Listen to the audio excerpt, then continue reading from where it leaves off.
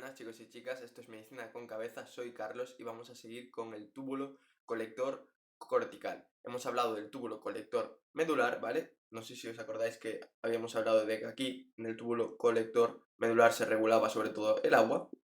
Vamos a seguir con este segmento del túbulo, ¿vale? Y aquí ya estaría el túbulo distal, que sobre todo aquí vamos a saber qué es el calcio.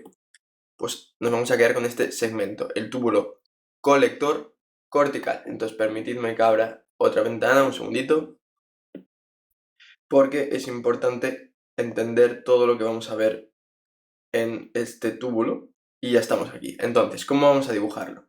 Vamos a dibujar una gran línea que va a ser la orina, ¿vale?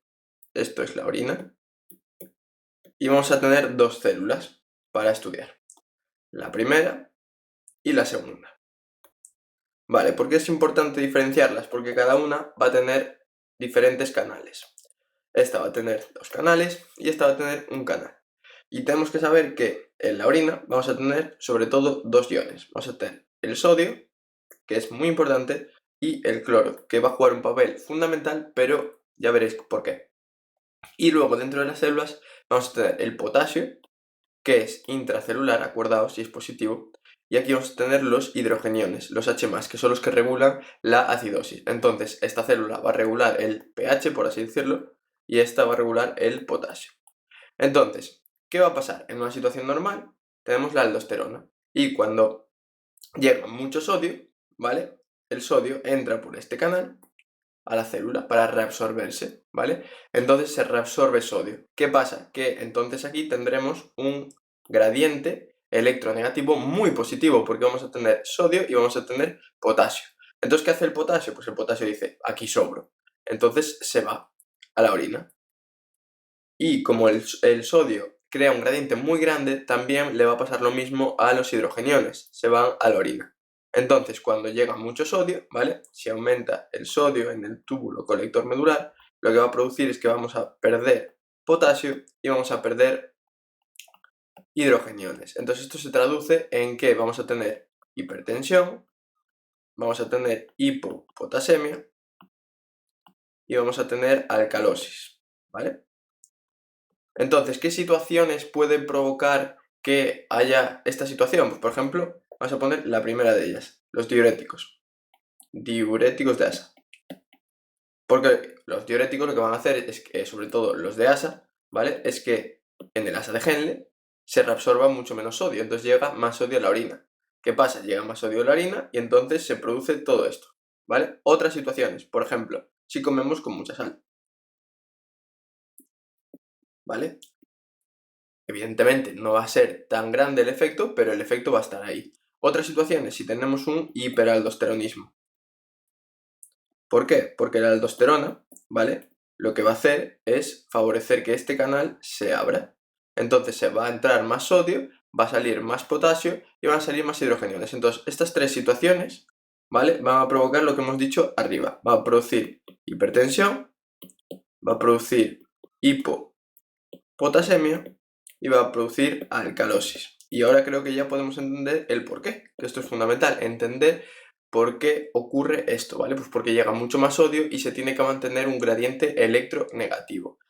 Vamos a abrir otra pestaña y vamos a hablar de los diuréticos y de las enfermedades que nos podemos encontrar aquí, que es bastante interesante conocerlas, porque vamos a entenderlas y no memorizarlas, ¿no?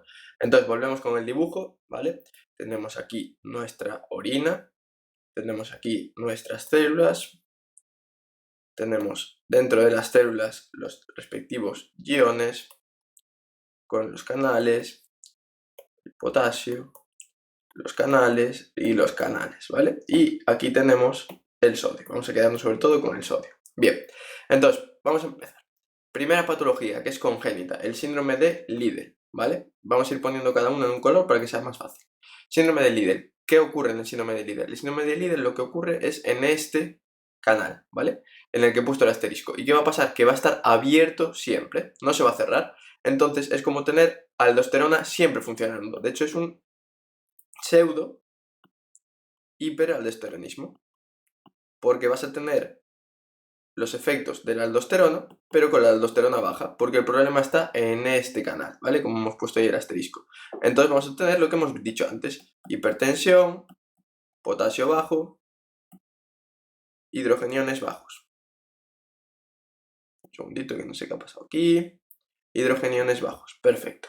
Siguiente, vamos a tener las acidosis tubulares, ¿vale? Entonces, vamos a tener dos acidosis tubulares, acidosis tubulares. Ya te está diciendo algo, hay acidosis, por lo tanto, aquí va a pasar algo.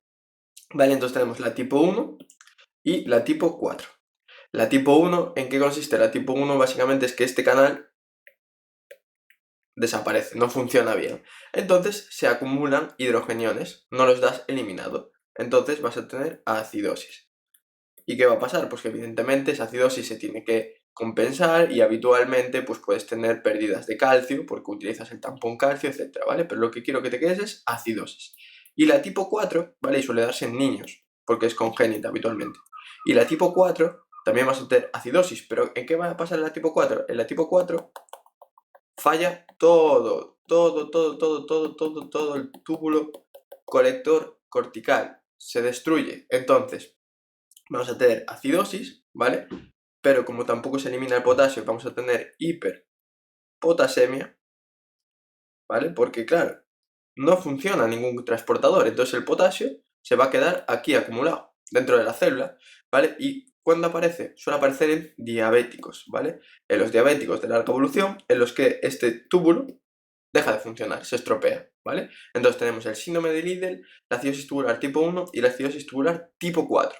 Y ya pasamos finalmente a los diuréticos, que es importante conocer qué ocurre en cada segmento con cada diurético. Aquí es muy sencillito, ¿vale? Vamos a hablar sobre todo de los principales, que son los inhibidores de la aldosterona, básicamente. Entonces volvemos con nuestras células, ponemos aquí nuestros iones. Es importante saber hacer el dibujo porque si en algún momento te olvidas, puedes hacer el dibujo y así lo recuerdas, ¿vale? Y respondes a todas las preguntas. Entonces aquí tenemos el sodio, ¿vale? Y recordad, la aldosterona, ¿qué hacía? La aldosterona hacía que este sodio entrase. Entonces este potasio y estos hidrogeniones salían. Perfecto, ¿vale? Entonces, ¿qué vamos a tener? Vamos a tener los inhibidores de la aldosterona, ¿vale? Que van a ser, sobre todo, inhibidores de la aldosterona. Y aquí, sobre todo, tenemos la espironolactona y la plerenona, pero vamos a quedarnos con la espironolactona. No lactona. Entonces, ¿qué va a hacer la espironolactona? Es un diurético, quiere que orinemos más, entonces quiere que vaya más sodio por la orina, que reabsorbemos menos sodio. Entonces lo que va a hacer la plerenona va a venir por aquí y va a decirle a este canal, oye, amigo, ciérrate, no funciones. Y entonces lo que consigue es que este sodio vaya por la orina. Y así tiene ese efecto diurético. Entonces creo que hasta aquí ya no podemos recordar muy bien todo este túbulo. Recordad que todo se basa en el juego entre el sodio, el potasio y los hidrogeniones para mantener un gradiente electronegativo. Sabemos lo que es el síndrome de Liddle, sabemos los dos tipos de acidosis tubulares, sabemos qué hace la aldosterona y sabemos cómo funcionan los diuréticos, ¿vale? En esta zona y cómo podría pasar, qué efecto tendría si llegase mucho más sodio porque hubiéramos dado, por ejemplo, diuréticos de asa a esta zona. Así que nada, nos vemos en el siguiente vídeo explicando el túbulo distal.